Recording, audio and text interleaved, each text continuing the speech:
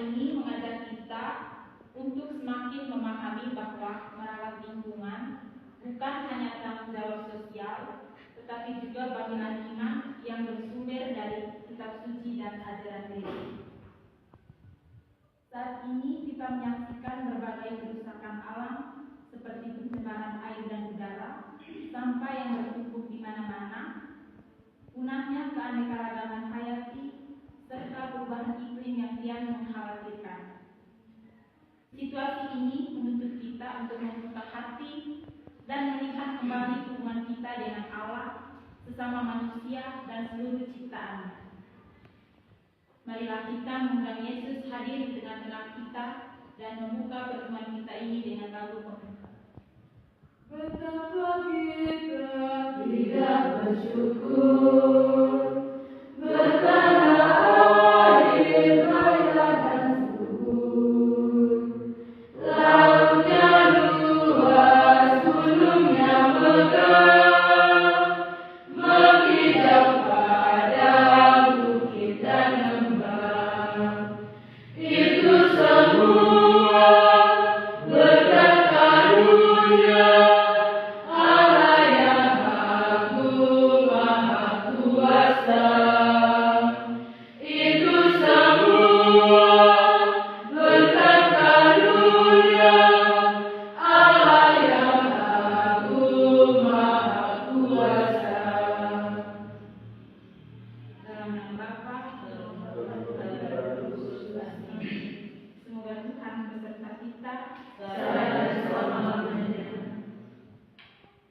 Allah Bapa yang Maha Kuasa, bisa bersyukur dan mengaturkan dan terima kasih atas kesempatan yang rahmat ini. Ya Allah, kami mohon sebagai insan yang beriman, curahkanlah rahmat-Mu ke dalam hati kami masing-masing agar kami bisa senantiasa menjaga lingkungan sekitar kami agar tetap asri dan nyaman dalam kehidupan kami sehari-hari. Nama-Mu yang kudus Tuhan kami puji kini dan sepanjang segala masa. Amin. Baik saudara-saudari sekalian, mari kita melihat dan mendalami cerita berikut. Saya akan membaca ceritanya. Judulnya yaitu Sepotong Plastik. Suatu pagi, Sinta berjalan menuju gereja dan melihat banyak sampah plastik berserakan di halaman. Ia menghela nafas dan berkata dalam hati, bukan tugasku untuk membersihkan ini. Namun saat melangkah, ia teringat homili minggu lalu yang mengatakan bahwa bumi adalah rumah bersama. Kalau bukan kita yang menjaganya, siapa lagi? Sinta pun berhenti memungut beberapa sampah plastik dan membuangnya ke tempat sampah. Tidak lama, anak-anak yang melihatnya ikut membantu. Dalam waktu singkat, halaman gereja menjadi bersih kembali. Ketika Sinta masuk ke dalam gereja, ia merasa damai. Ia menyadari bahwa tindakan sederhana itu adalah bentuk kecil dari imannya, tanda cintanya kepada Tuhan dan ciptaannya. Dari hal kecil itu, semakin banyak umat kemudian menjaga kebersihan gereja dan lingkungan sekitar. Sejak hari itu, Sinta belajar bahwa merawat lingkungan tidak selalu harus besar dan mulia. Kadang iman dimulai dari sepotong plastik yang pungut dengan kasih. Baik saudara-saudari, mungkin ceritanya perlu dibaca ulang atau sudah jelas? Sudah. Baik dari cerita di atas tadi, ada beberapa pertanyaan pengalaman. Menurut saudara-saudari, kira-kira bagaimana perasaan saudara-saudari setelah mendengarkan cerita tadi dan apa yang menyentuh dari tindakan itu?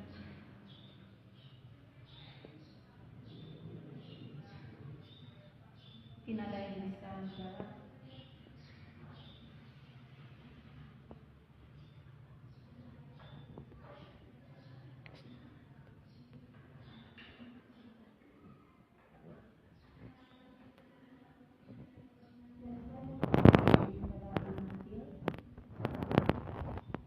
Perasaan saya setelah mendengar cerita tadi, saya merasa bangga dengan tindakannya Sinta ini. Walaupun itu hal kecil, tapi membangkitkan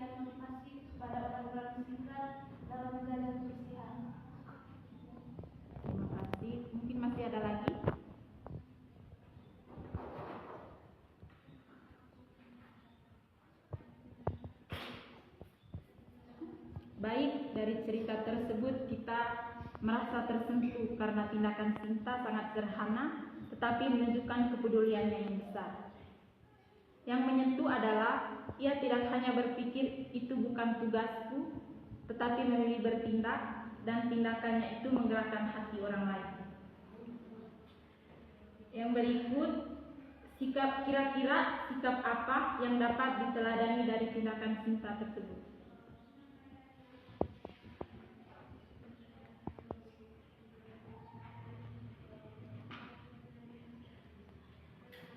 Dari saya, ya dari saudari Claudia, berdasarkan cerita tadi, sikap kecil yang ditunjukkan oleh Sinta ini yaitu kerendahan hati dan kepedulian. Bagaimana dia berhati dan peduli terhadap lingkungan sekitar, terutama tadi tentang plastik yang berserakan di lingkungan sekitar. Dari bentuk tindakan Sinta ini menunjukkan bahwa hal kecil seperti itu adalah sesuatu yang harus kita sadari bersama, karena apabila kita tidak peduli terhadap lingkungan di sekitar kita, terutama sampah-sampah plastik yang berserakan, berarti kita tidak menjalankan apa yang menjadi perintah dari Tuhan kita sendiri, agar kita dengan setia dan selalu menjaga alam ciptaan.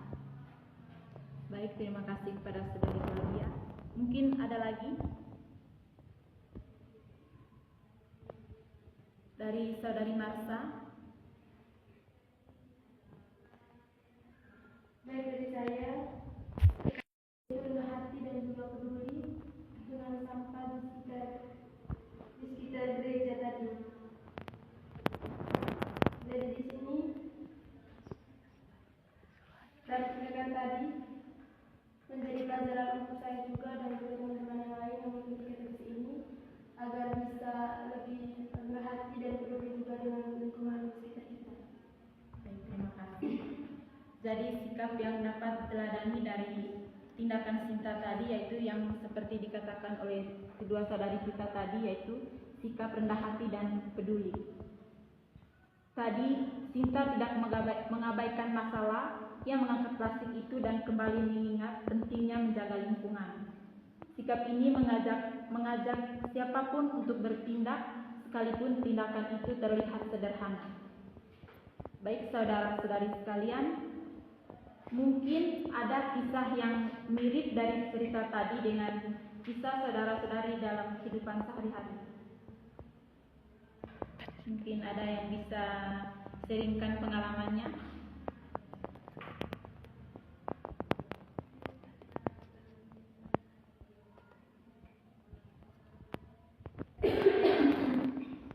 Ya, dari saudari Matil. Baik, ini pengalaman berkaitan dengan sampah ini. Jika menyebarkan palu, terus setiap hari kan anak-anak bawa jajan, terus maksudnya kayak mereka mesti buang-buang sembarangan, sudah diperingatkan bahwa ada tempat sampah harus buang apa, boleh jajan itu di tempat sampah, tapi kan tantangan kecil susah diomong. Setiap hari itu saya selalu lihat sampah gitu kan. Terus kadang-kadang kalau saya lewat saya ambil. Tapi kadang-kadang juga rasa semangat juga. Setiap hari saya terus ya sampai rasa semangat gitu.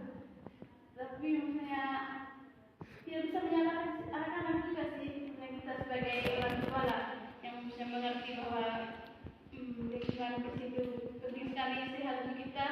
Ya, harus ada kesadaran dari kita untuk berjalan besar-besar untuk memungut sampah. Itu saja dari saya.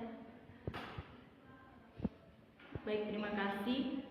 Mungkin ada lagi yang mau sharingkan pengalamannya? Dari saudari Jenny.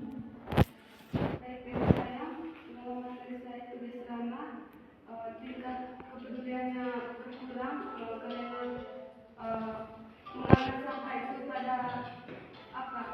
pada perusahaan umum saja, tidak peduli sendiri.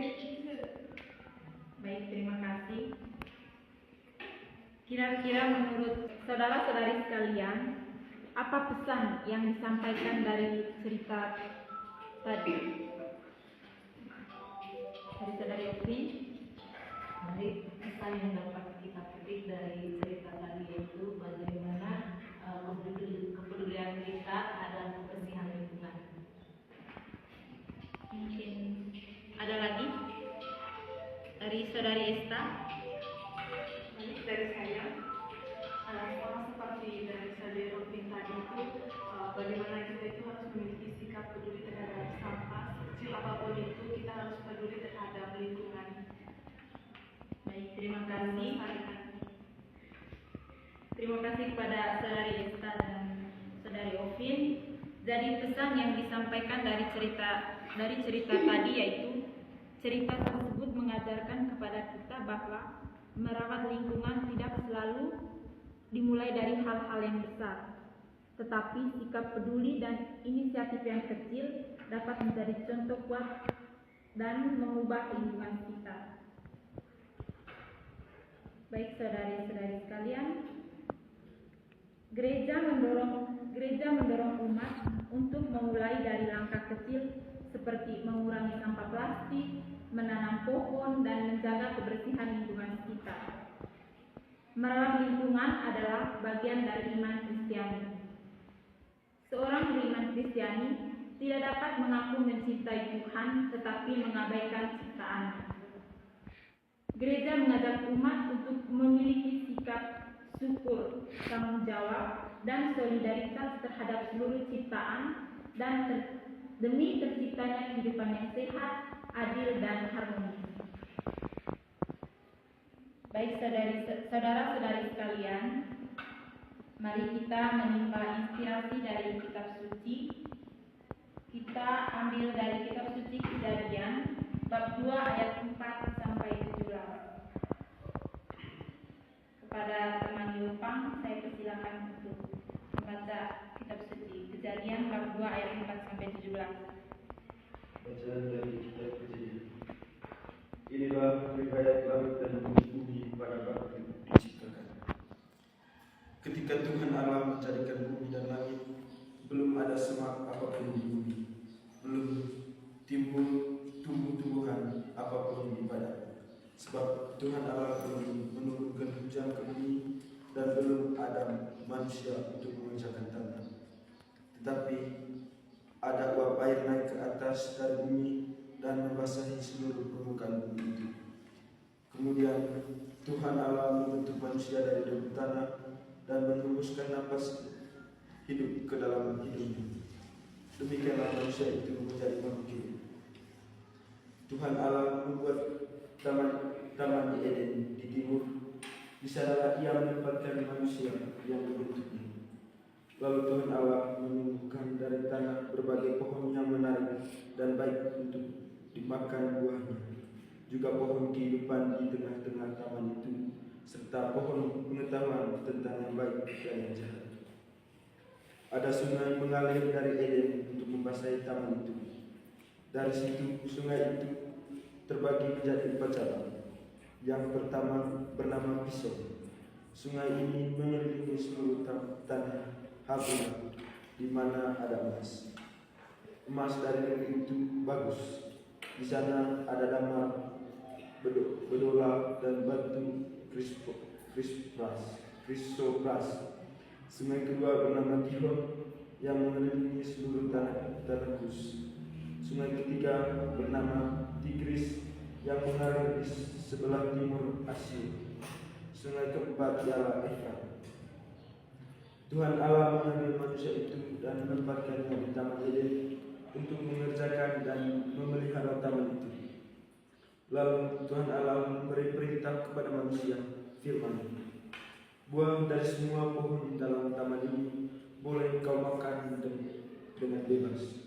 Tetapi buah dari pohon pengetahuan tentang yang baik dan yang jahat jangan kau makan, sebab pada saat engkau memakannya engkau pasti mati. Demikianlah sabda Tuhan. Syukur kepada Allah. Baik, apakah bacaannya sudah jelas? Sudah. Baik, dari bacaan kitab suci Kejadian tadi, ada beberapa pertanyaan pendalaman. Menurut saudara-saudari sekalian, bagian mana ayat yang menarik yang menyentuh hati saudara-saudari dari teks bacaan tadi?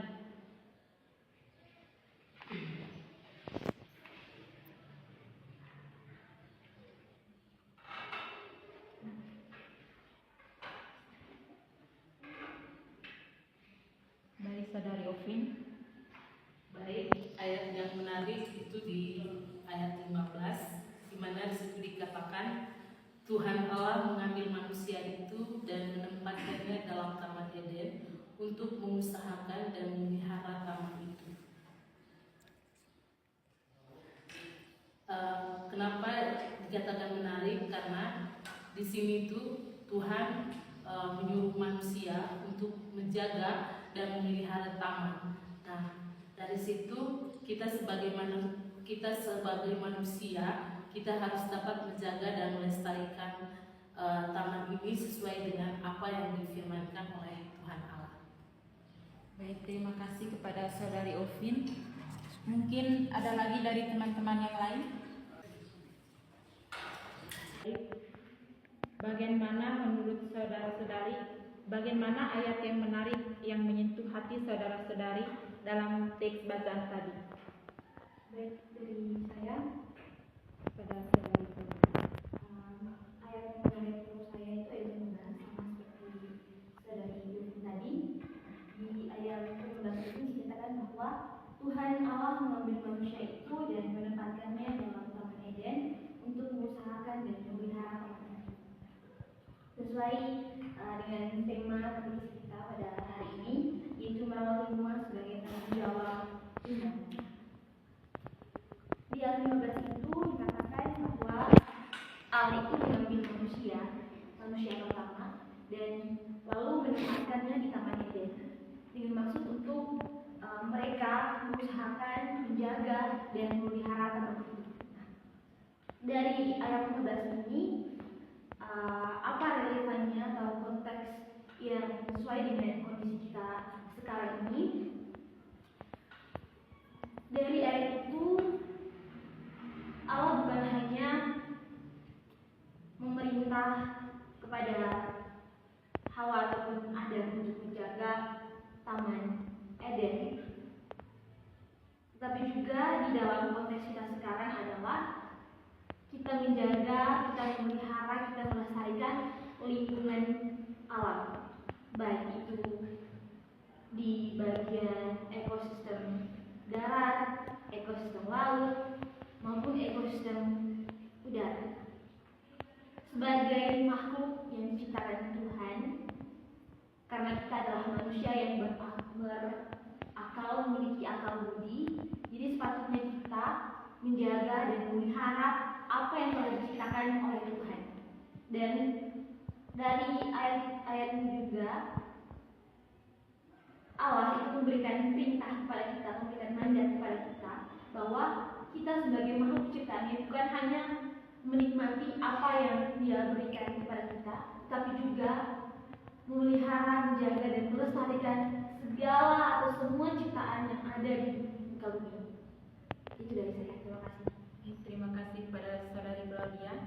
Mungkin masih ada lagi dari saudari Mantil.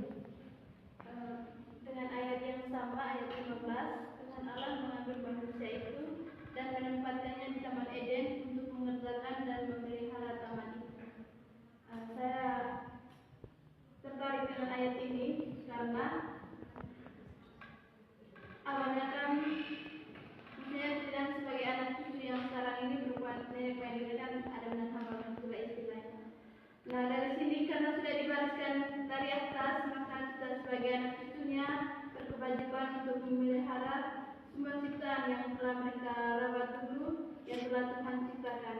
Nah, di sini dalam kehidupan kita sehari-hari itu penting sekali bagi kita bagaimana cara kita untuk memelihara Taman Eden yang telah mereka rawat ini, yaitu dengan hal-hal kecil, langkah-langkah kecil, misalnya jangan menebang hutan sembarangan. Kalau menebang harus ada reboisasi lagi. Terus dari hal kecil lagi, kalau ada sampah-sampah di supaya tetap subur, maka kita harus membersihkannya agar tanaman tersebut masih tetap subur dan kelihatan indah. Indahnya juga kan untuk kita, bukan untuk siapa-siapa. Semua itu kembali ke kita, untuk kenyamanan kita, untuk keramaian kita.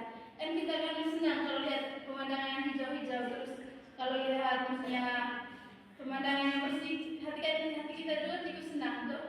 Dari menurut saya penting sekali kita sebagai anak maksudnya memelihara lingkungan yang telah diwariskan dari nenek moyang kita. Baik, terima kasih. Jadi dalam bacaan tadi pada ayat 15 yang mengatakan bahwa ketika Tuhan menempatkan manusia di Taman Eden untuk mengusahakan dan memeliharanya. Ayat ini menunjukkan bahwa sejak awal penciptaan Tuhan mempercayakan bumi kepada manusia bukan untuk dikuasai seenaknya, tetapi untuk dijaga dengan penuh tanggung jawab. Baik saudara-saudari sekalian,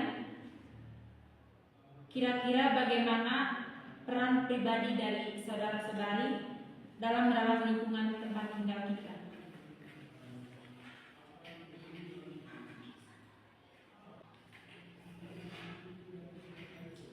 Dari saya, bagaimana saya secara pribadi itu merawat lingkungan tempat tinggal saya.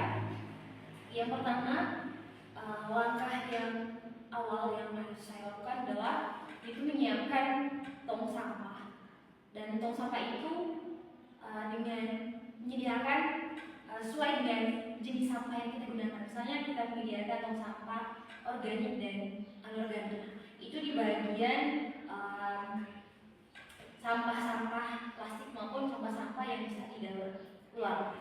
Selain itu juga, seandainya di lingkungan tempat saya tinggal ini tidak ada pohon-pohon hijau gitu, dan saya akan membuat program bersama masyarakat sekitar lingkungan saya itu untuk melakukan penanaman kembali pohon-pohon yang telah tumbang atau telah ditebang oleh masyarakat sekitar, dan juga program penanaman 1000 pohon itu bisa kami atau saya lakukan di tempat tinggal saya agar lingkungan tempat tinggal saya itu bisa asri, bisa hijau, bisa menjadi tempat yang membawa oksigen yang bisa bermanfaat bagi kami. Itu dari saya, terima kasih. Baik, mungkin masih ada lagi.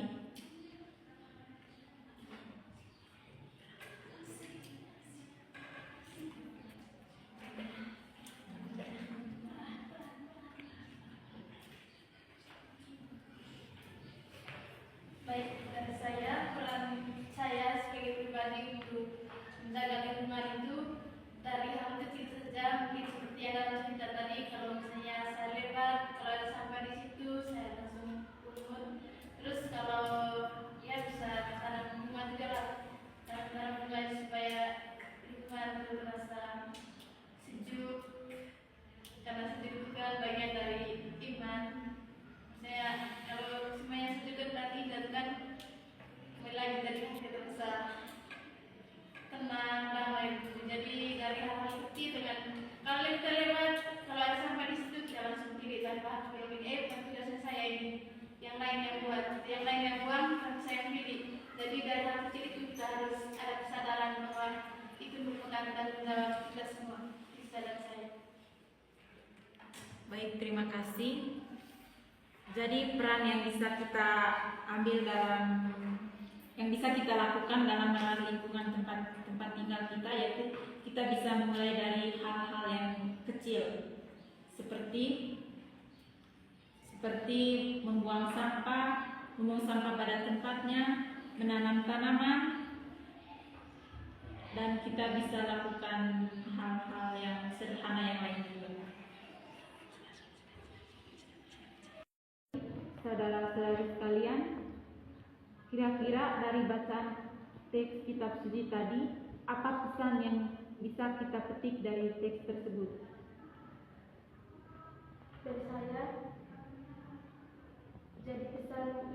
ambil dari kitab Kejadian tadi, yaitu menjaga dan merawat lingkungan, terus memelihara hewan, terus membuang sampah pada tempatnya, menanam pohon, dan juga tidak lagi menebang pohon hutan. Sekian. Baik, terima kasih kepada teman masa.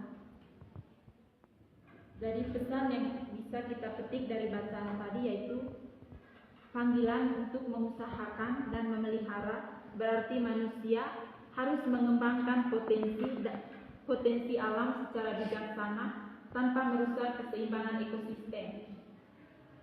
Menghormati ciptaan berarti menghormati Sang Pencipta. Teks ini mengajarkan bahwa manusia diciptakan oleh Allah dan diberi tugas mulia untuk merawat ciptaannya. Mengusahakan dan memeliharanya berarti manusia memiliki peran sebagai penjaga, pelindung, dan pengelola bumi.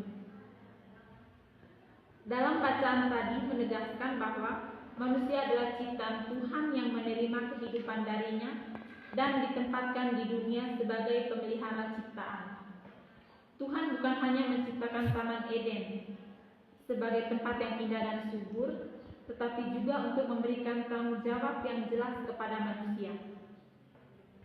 Mengusahakan dan memelihara taman itu artinya manusia tidak boleh memperlakukan alam sesuka hati, tetapi harus menjaga keseimbangannya sesuai kehendak Tuhan. Merawat bumi adalah bagian hakiki dari identitas manusia sebagai ciptaan Tuhan. Hubungan manusia dengan Tuhan tidak terpisah dari cara manusia menjaga bumi, karena lewat ciptaannya Allah mempercayakan tugas yang penuh martabat kepada manusia. Merawat lingkungan berarti menghormati Sang Pencipta dan bersyukur atas karunia hidupnya. Baik saudara-saudari sekalian, saya minta 3 orang untuk membawa kita dalam doa umat.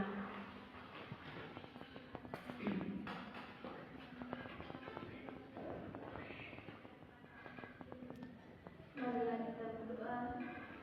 Ya Allah yang Maha Kuasa, saya mohon kiranya dalam hati masing-masing agar kami menyadari bahwa sebagai insan yang beriman, yang peduli akan lingkungan, kami mohon semoga Engkau curahkan kepada kami kesadaran akan pentingnya untuk memelihara agar tetap asri dan selalu terlihat rapi. Marilah kita mohon. Kabulkanlah doa kami ya Tuhan. Untuk para pemimpin bangsa dan masyarakat, ya Tuhan, Engkau memberikan manusia kebebasan dan tanggung jawab atas bumi ini. Semoga para pemimpin bangsa dianugerahi kebijaksanaan untuk mengolah alam dan kesejahteraan rakyat dengan jujur dan penuh tanggung jawab. Marilah kita memohon. Kabulkanlah doa kami ya Tuhan.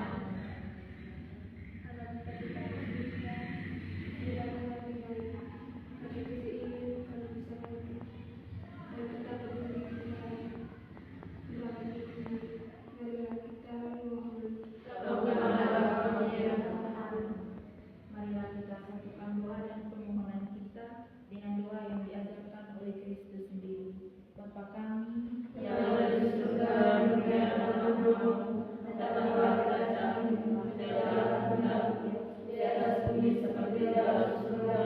Berilah kami rezeki pada hari ini, dan ampunilah kesalahan kami, seperti kami mengampuni yang bersalah kepada kami, dan jangan masukkan kami ke dalam pencobaan, tetapi bebaskanlah kami dari yang jahat. Baik, saudara-saudari sekalian, dari pertemuan HTTC kita hari ini, kira-kira apa tawaran aksi konkret atau rencana tindak lanjut yang bisa kita lakukan dalam kehidupan kita selanjutnya?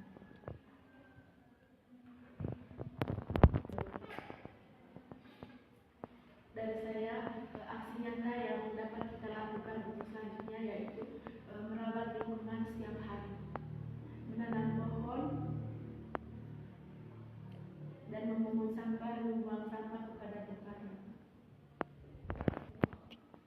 Baik, apakah kita setuju dengan tawaran dari saudari Fitri tadi?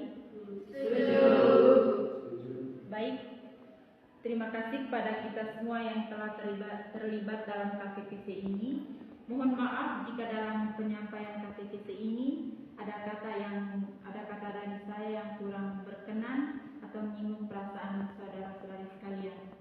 Semoga melalui KTPC ini kita dapat menjadi kekuatan bagi kita untuk bertumbuh sebagai umat Allah yang saling mengasihi dan menjaga kehidupan. Tuhan memberkati setiap langkah hidup kita. Amin. Marilah kita berdoa. Allah Bapa dalam surga, terima kasih karena Engkau telah hadir di tengah-tengah kami. Terima kasih juga karena Engkau telah membimbing kami selama kegiatan KTPC ini. Semoga firman-Mu yang telah